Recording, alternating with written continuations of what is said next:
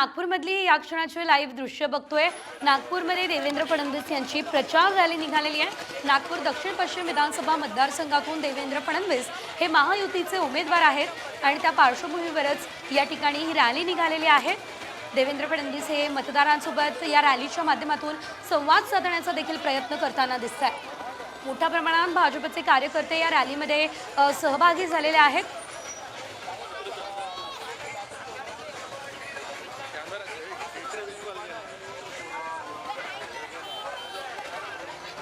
महायुतीने सुरू केलेल्या काही महत्त्वाच्या योजना त्यांचा सुद्धा प्रचार प्रसार या रॅल्यांच्या माध्यमातून करण्यात येतोय।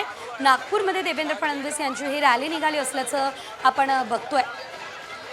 मोठ्या संख्येने महिला सुद्धा या रॅलीमध्ये सहभागी झालेल्या आहेत आणि लाडक्या बहिणींचा लाडका देवाभाऊ अशा आशयाचे पोस्टर्स या सर्व महिलांच्या हातात दिसत आहेत।